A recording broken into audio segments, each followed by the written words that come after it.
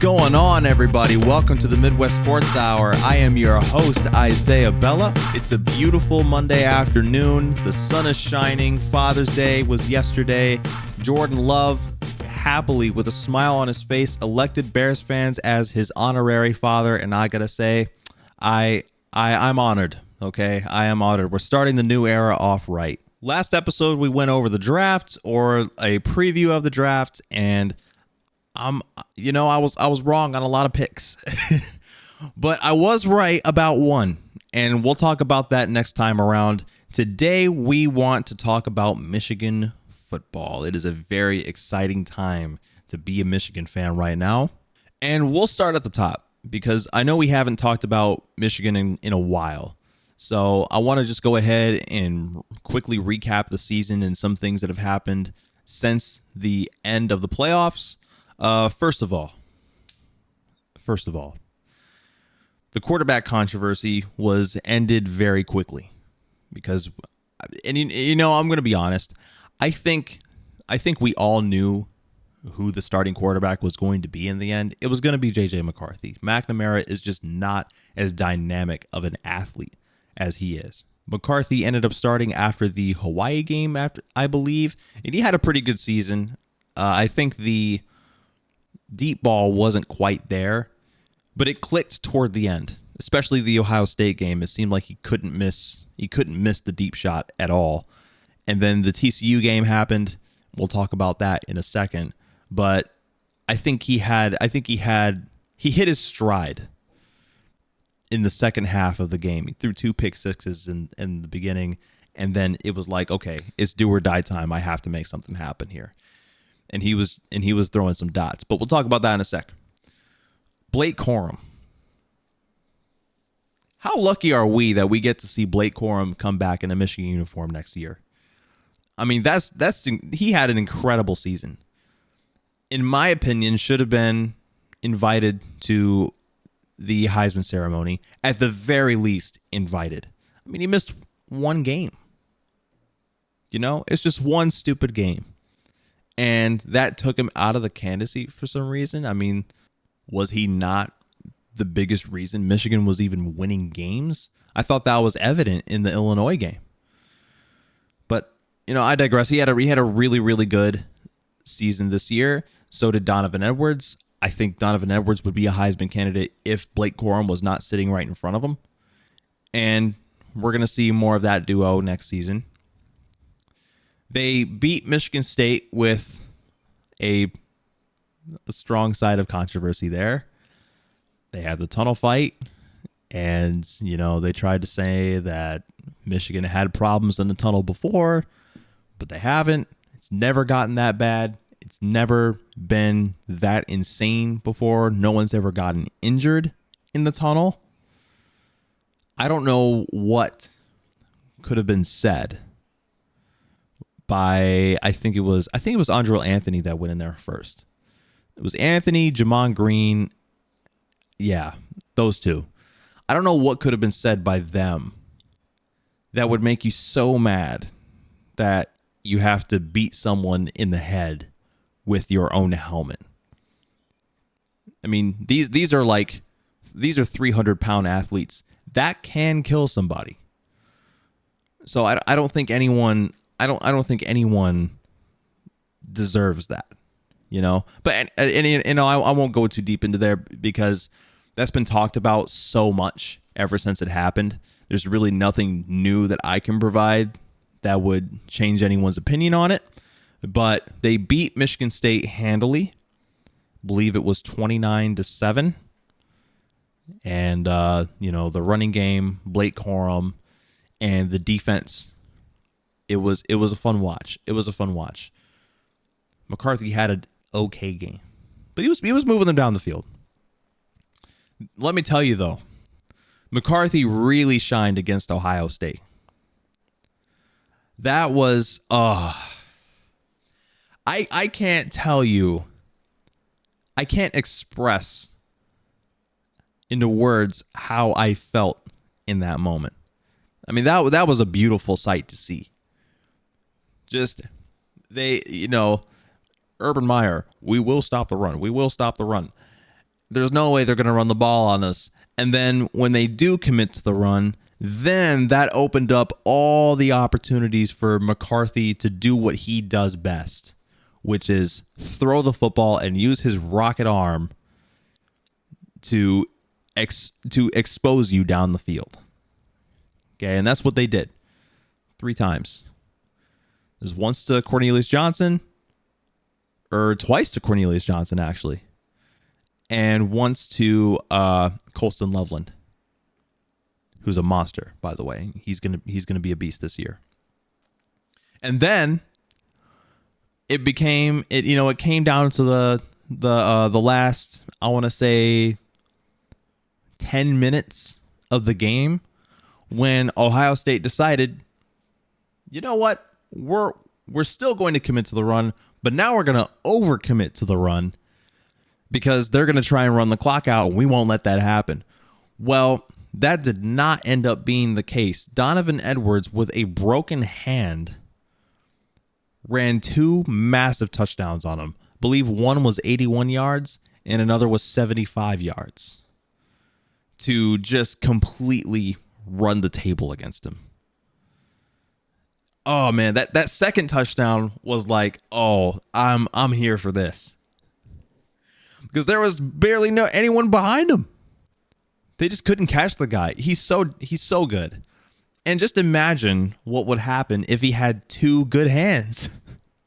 Because he's also a massive threat in the passing game. So that was a lot of fun. Had a lot of fun there. They won the Big Ten for a second consecutive season.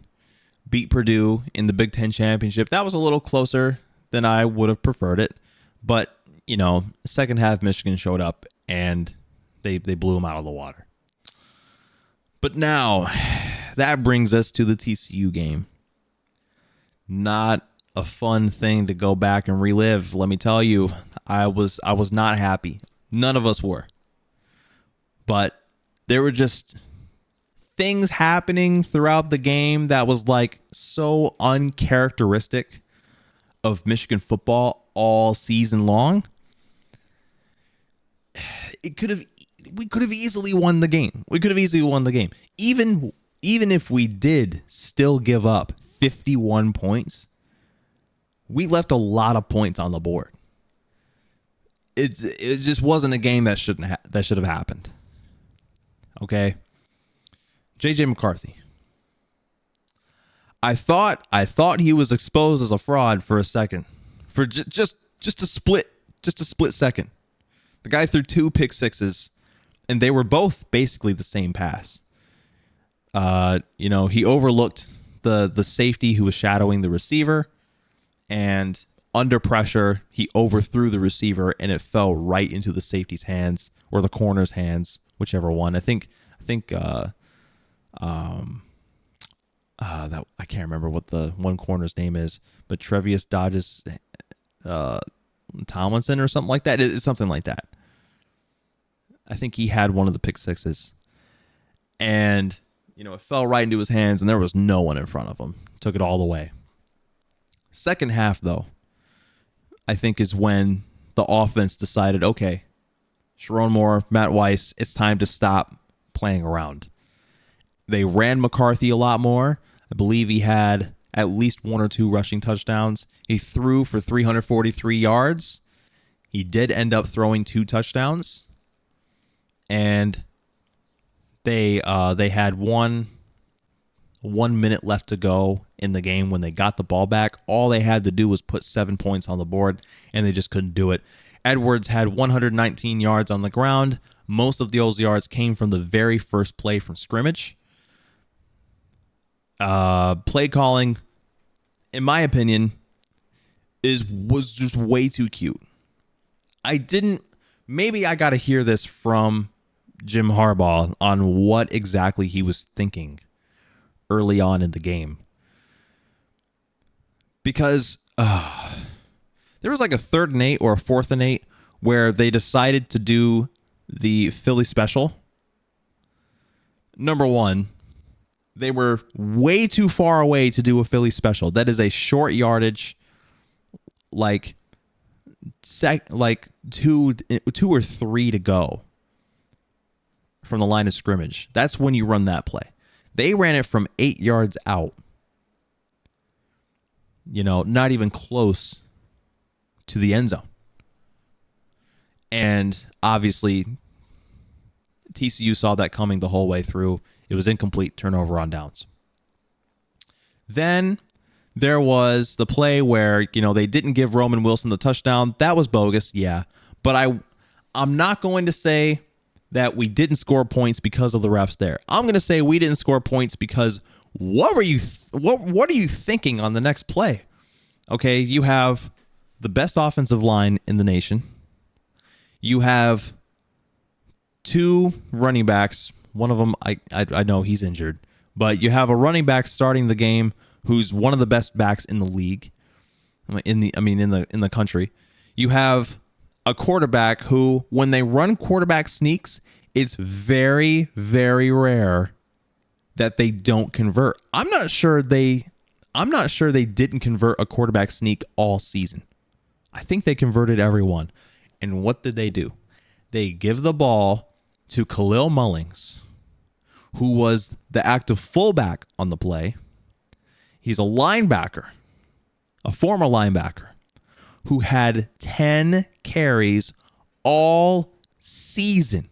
They're at the half-yard line, mind you. This is at the half-yard line on 1st and goal, and you give it to Khalil Mullings. And what does he do? He fumbles the ball. Can I really put that on Khalil Mullings? Am I really going to blame him?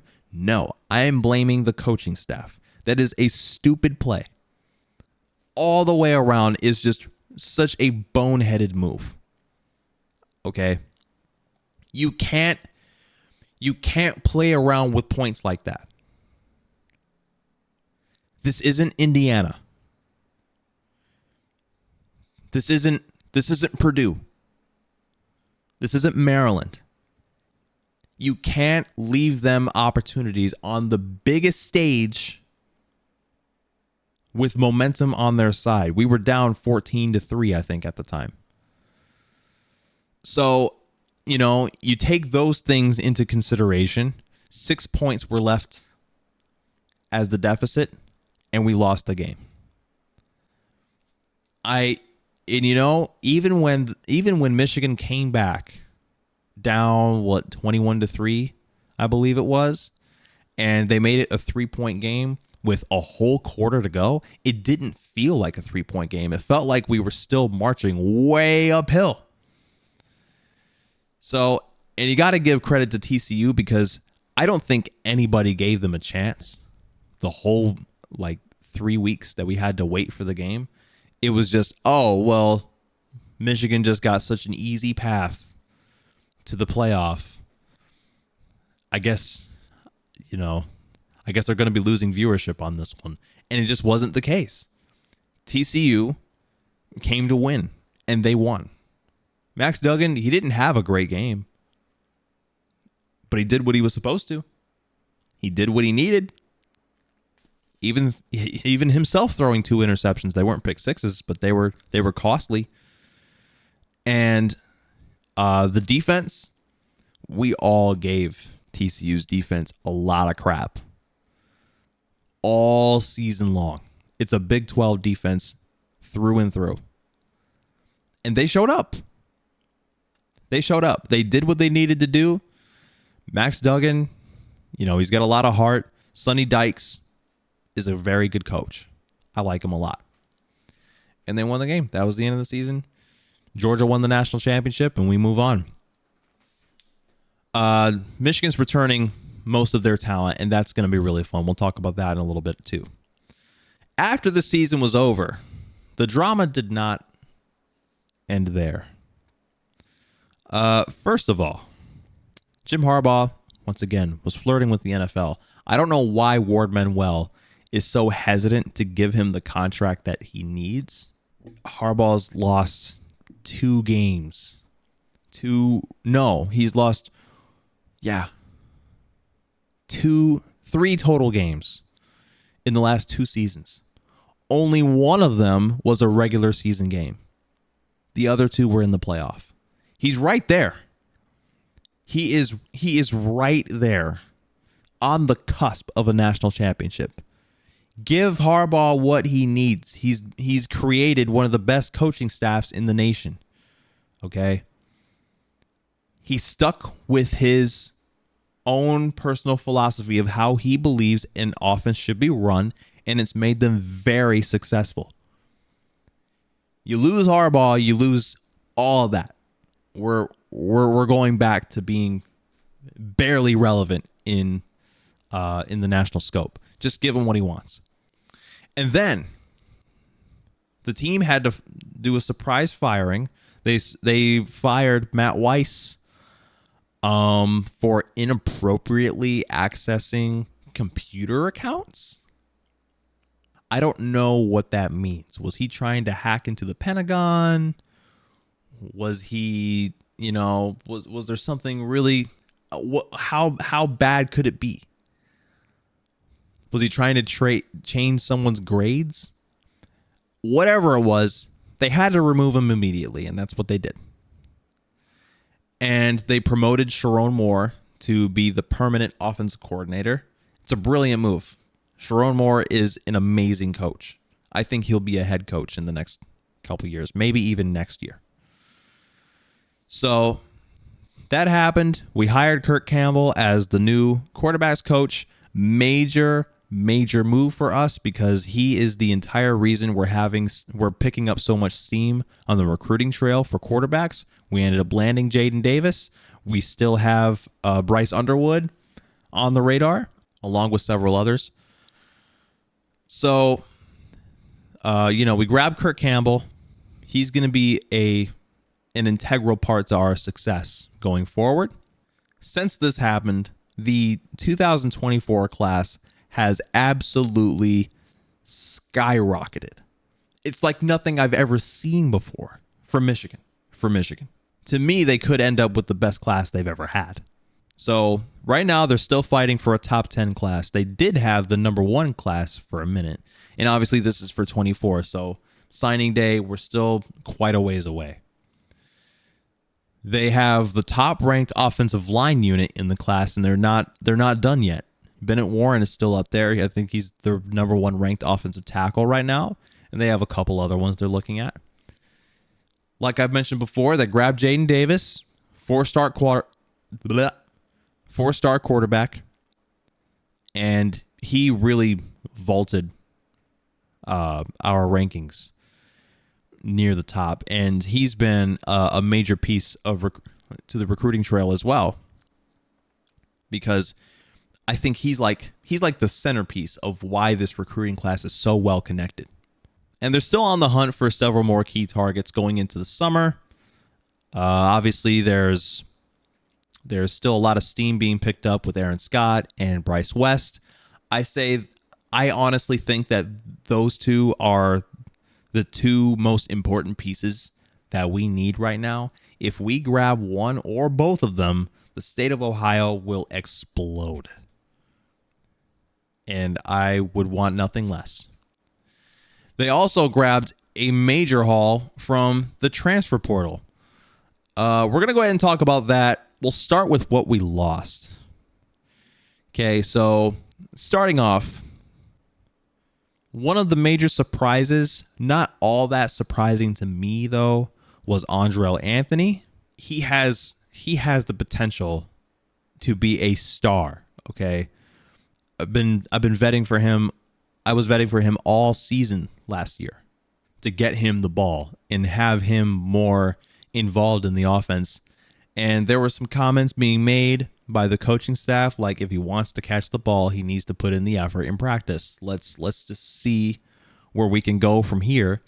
And it never happened. His only touchdown of the entire season was a fumble recovery in the end zone against Nebraska.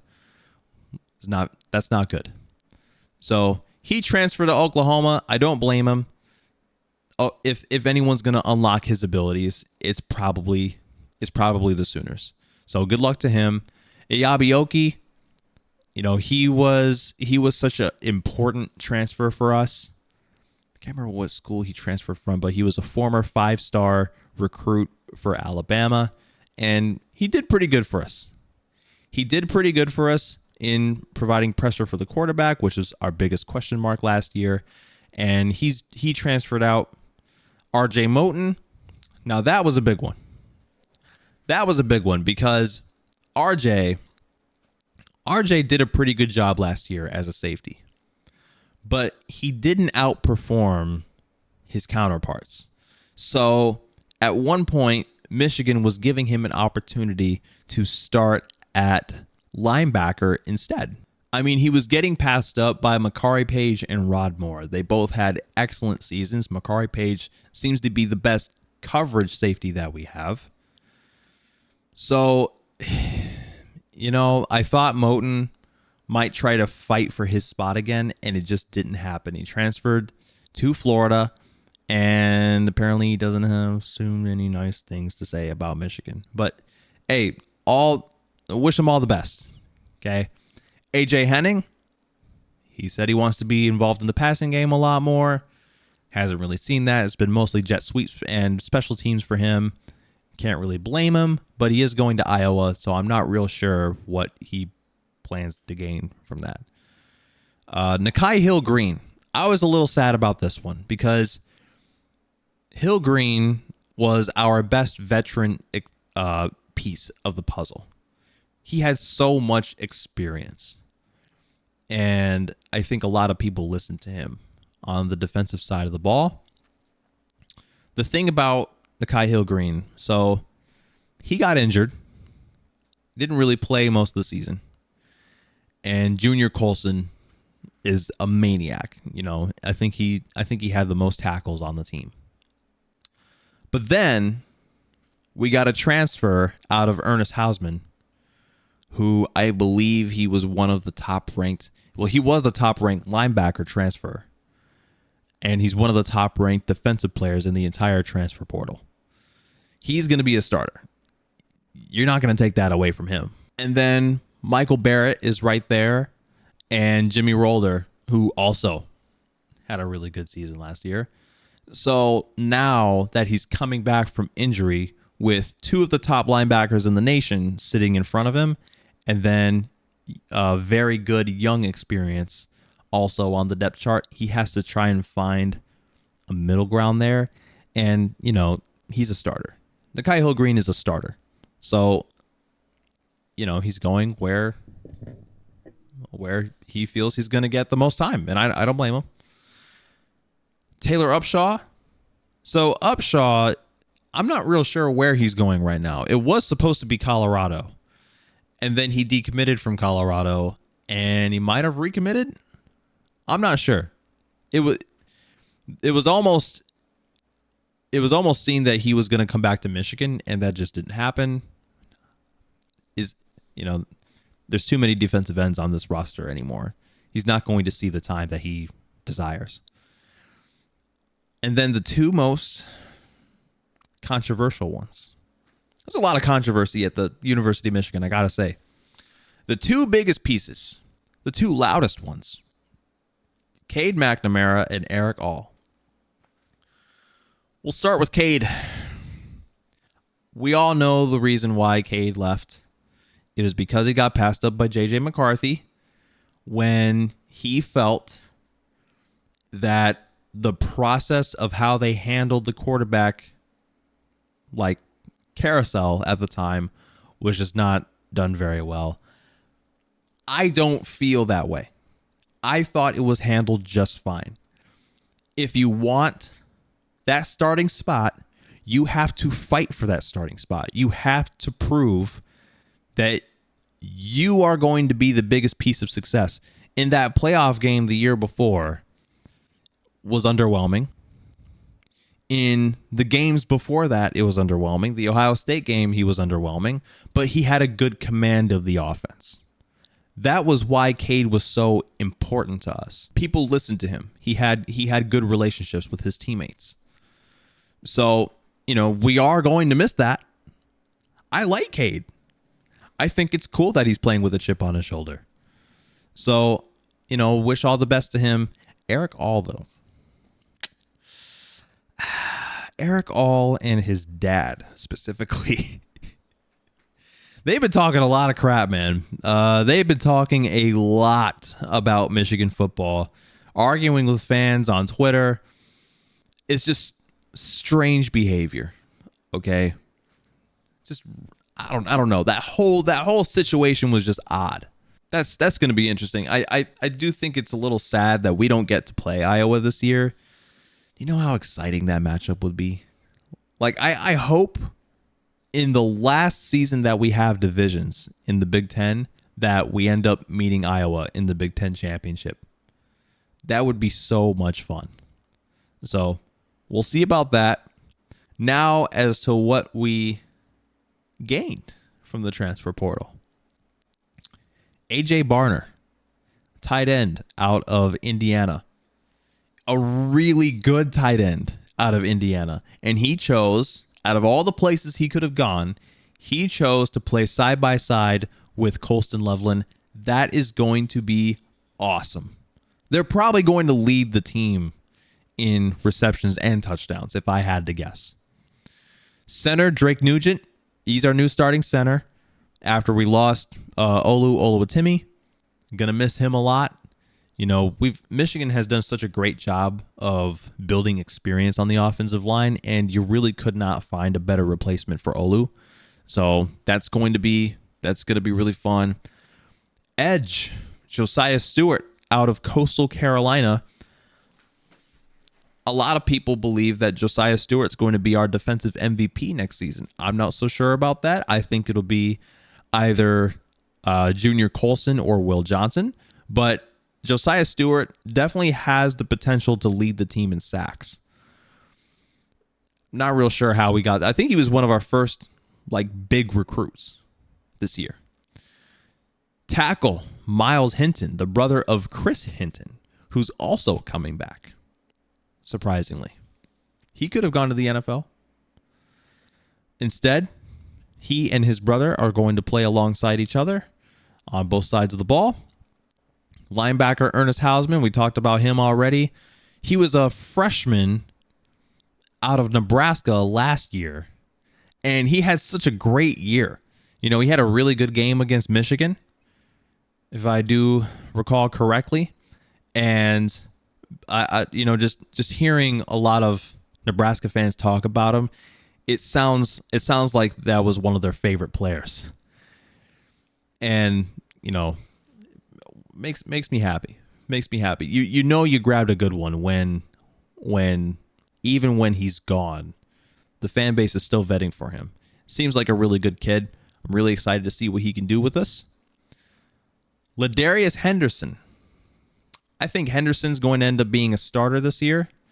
That or a strong rotational piece, depending on what we're doing in the offense, running or passing. Quarterback Jack Tuttle, going to be a really good backup for us, alongside Alex Orji and Davis Warren. I think that's his name. Davis Warren, two very good backups. Tuttle is no slouch, though. I think he's right up. I think, there's McCarthy, and then tied for the second spot is Orji, Warren, and Tuttle. Tuttle's not bad, man. Here's a surprising one. Kicker James Turner out of Miami.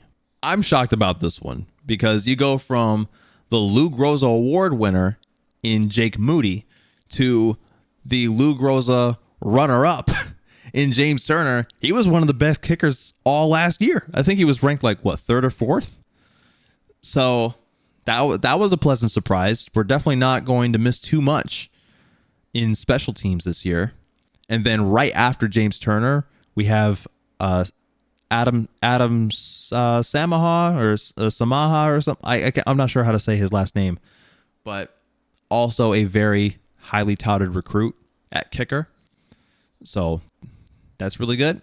And finally, one of the most important pieces on the roster this year is Josh Wallace. Cornerback, I believe he played at, I can't remember where he played at, but he's perfect for the system that we're running. And Michigan has such a clear, glaring need at the CB2 spot There's a couple players who, they have potential, but they're not quite there. Josh Wallace fills in that gap just as we need it. So the defense is set.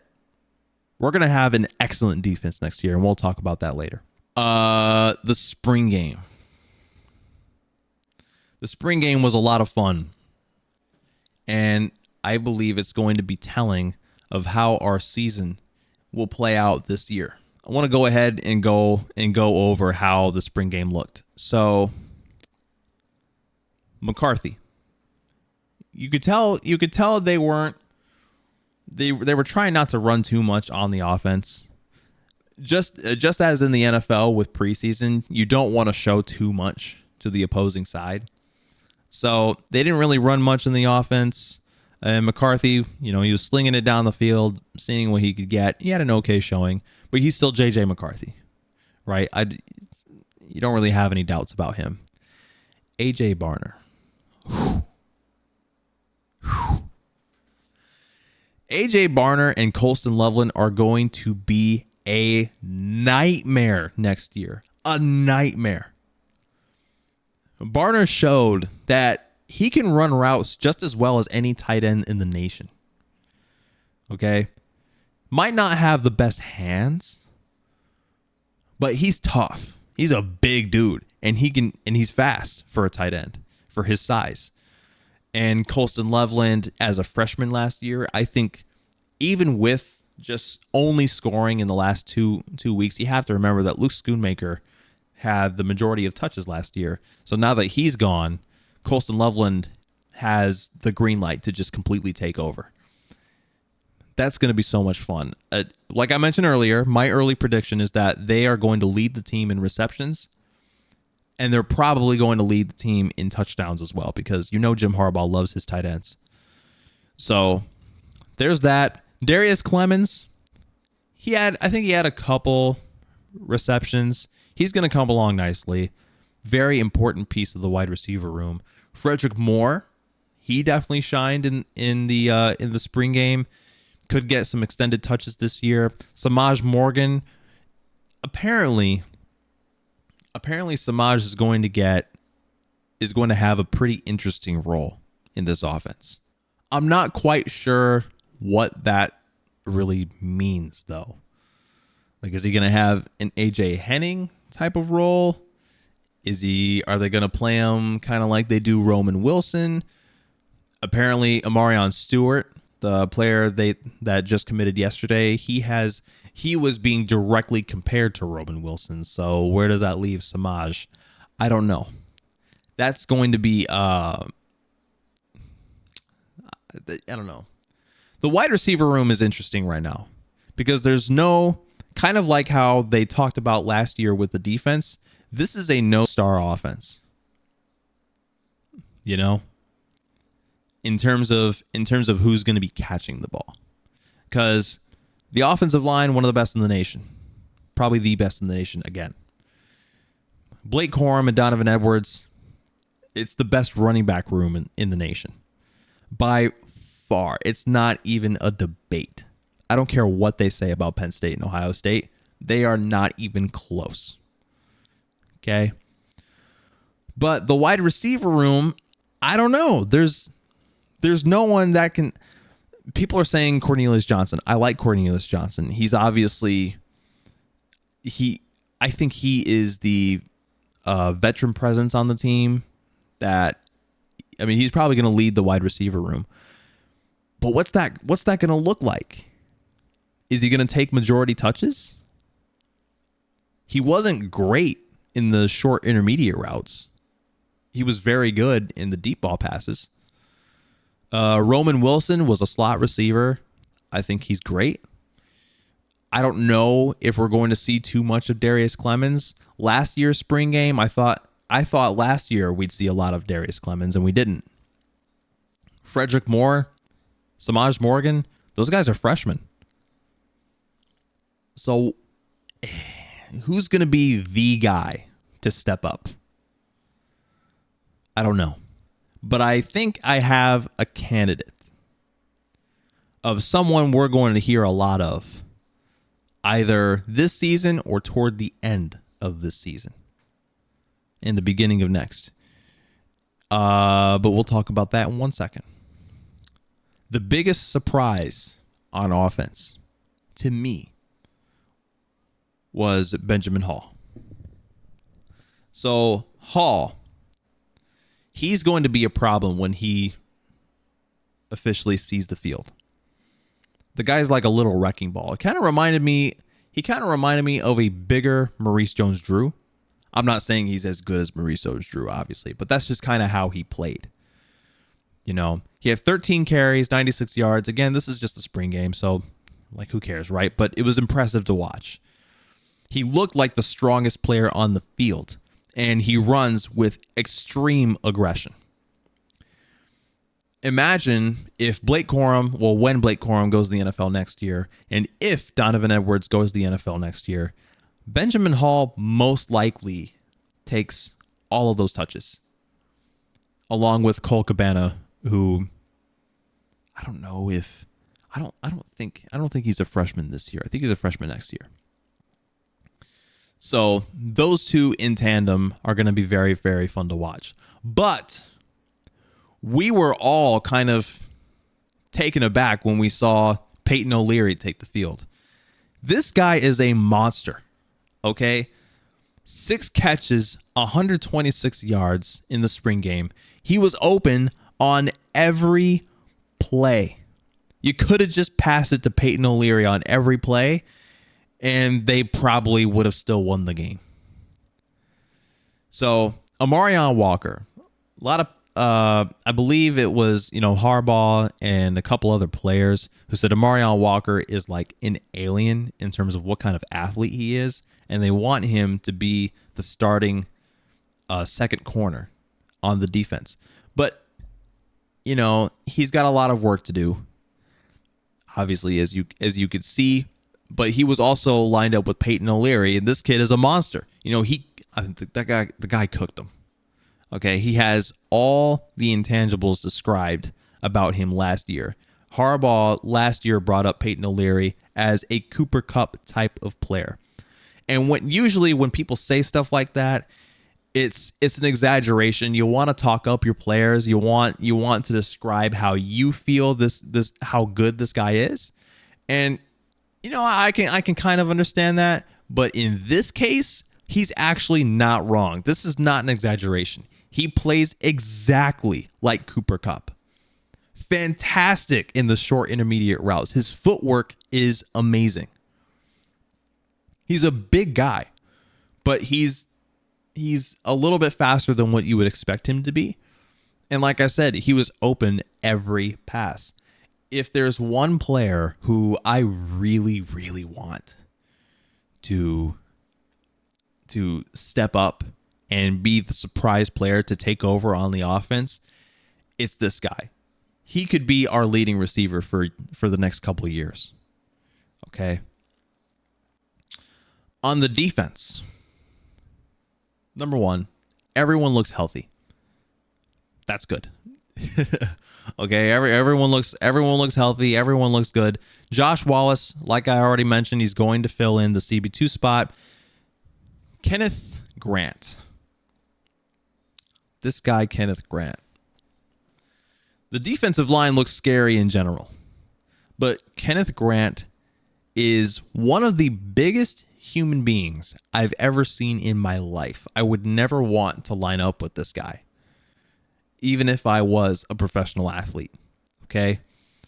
Brandon Graham, probably our most pro-ready player, and Cam Good, who Jake Butt described as a double-wide refrigerator, or was that Devin Gardner who said that? Devin Gardner described him as a double-wide refrigerator. But that's kind of what they all are. These guys are massive. They're so strong. Kenneth Grant, in particular, is very, very fast. And I kind of describe him as like a Jordan Davis type of player. If anyone remembers Jordan Davis out of Georgia, he now plays for the Eagles. Kenneth Grant has the same build. And he's actually faster and a little bit heavier. than uh, than than Jordan. So they are going to make up the interior of this defensive line along with Chris Jenkins. Oh my gosh, I'm so excited. Last year, we didn't really have much going on for the defensive line, and now that might be our strongest point. The secondary could potentially take a massive leap as well, especially with Josh Wallace. Will Johnson is probably going to be our defensive MVP if I had to guess. We have two very, very good safeties, and Wallace on the other end is going to play well with Will Johnson. But that's also my only concern is how well is he going to blend? As much as we talk about how good of a fit he is a perfect fit for this system. But is he going to make that immediate impact that we need? Last year, I wasn't as high on DJ Turner as everyone else was. I wasn't as high on Jamon Green as everyone else was.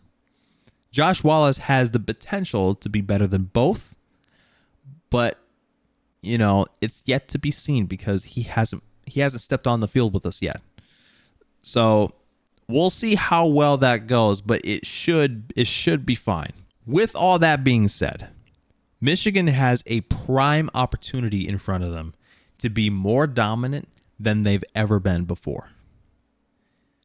Especially with the upcoming recruiting classes. They're going to be set there for years. But right now, they are in a great spot. Okay? Let's go down the list.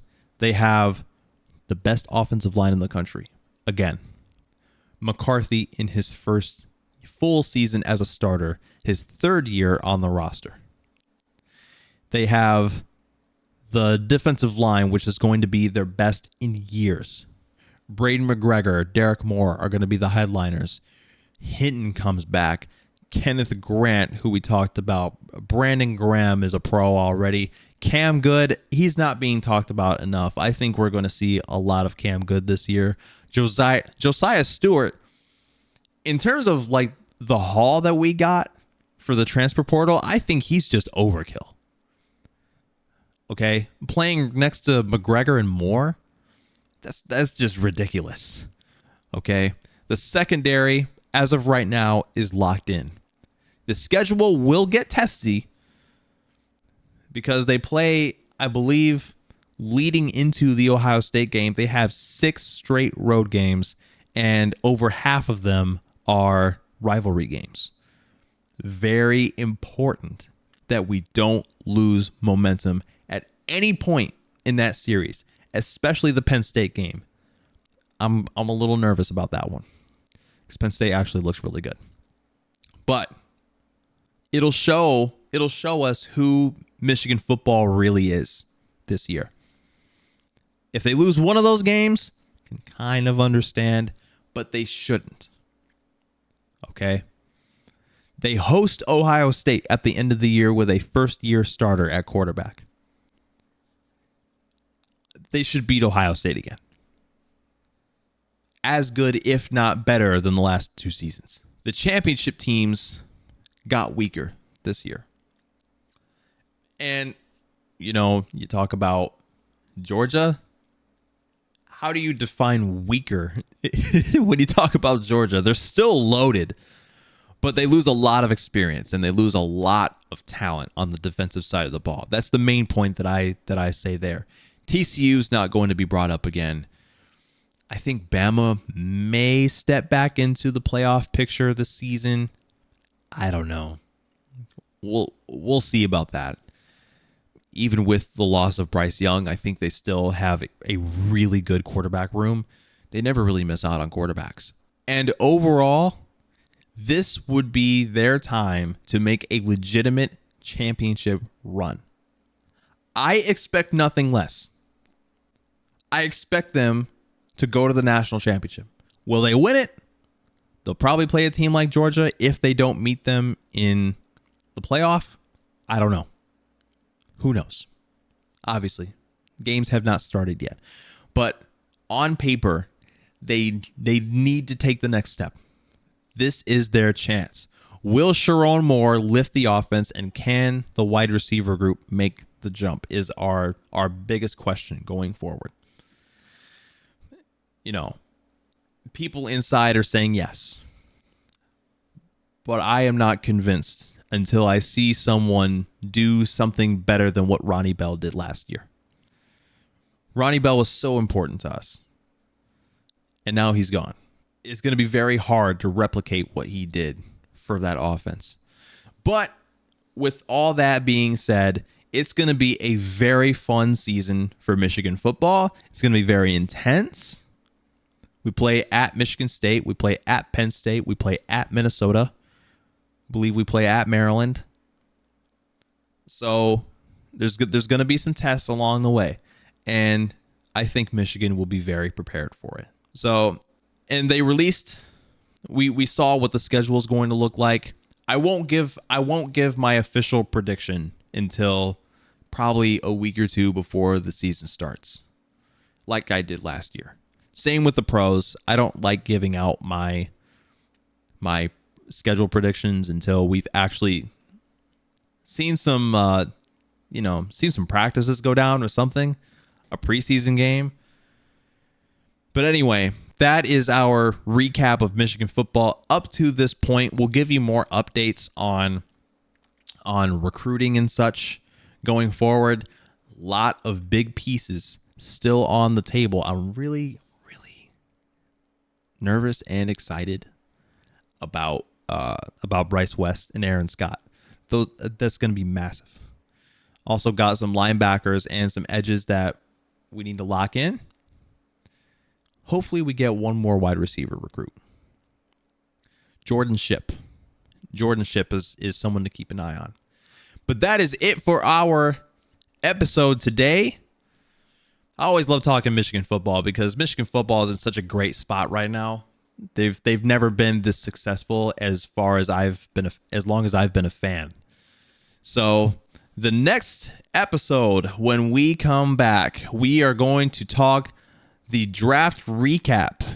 I'm a little late on this one, but I think now is actually a pretty good time to talk about it because we're starting to see where some of these draft picks are fitting in and what we're hearing about certain players. And let me tell you, I was right. Kinda. A little bit. About one pick. We're going to take a look at the official schedule. They released the schedule already. And we need to talk about what moves need to be made right now. There's a whole lot of smoke out there. We're hearing way too much about people they may or may not sign. Are they being involved in the trade market? If you ask Ryan Poles, yes and no. I don't know. It's kind of weird, but we'll talk about that next time we roll around. Thank you so much for sticking around with me. I have been your host, Isaiah Bella. Until next time, see you later.